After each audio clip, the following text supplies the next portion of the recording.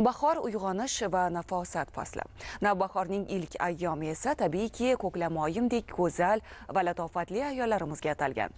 Adolat sotsial-demokratik partiyasi markaziy kengashida 8-mart xalqaro xotin-qizlar kuni munosabati bilan ayolga ehtirom mavzusida tadbir bo'lib o'tdi.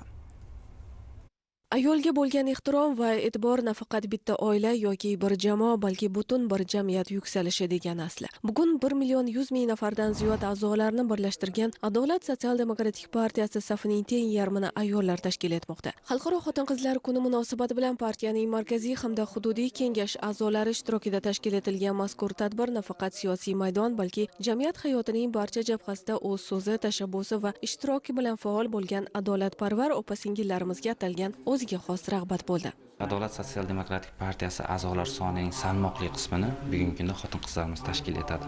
Qolaversa, partiya tizimida faoliyat olib borayotgan xodimlarning ham aksariyatini xotin-qizlar ekanligini ko'rishimiz mumkin. Aytish joizki, partiya xotin-qizlarni qo'llab-quvvatlash borasida bir qator loyihalarni amalga oshirib kelmoqda.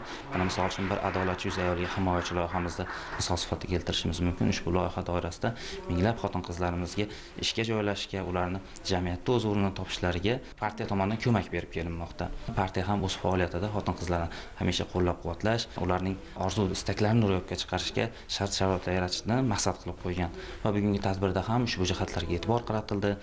Bayram munosabati bilan xotin-qizlarimizga partiyaning tabrigi yo'llandi. Tadbir O'zbekiston Yozuvchilar uyushmasi va Ma'rifat targ'ibotchilar jamiyati a'zolarining ayollarni madh etuvchi ijod namunalari va samimiy tabriklari bilan davom etdi.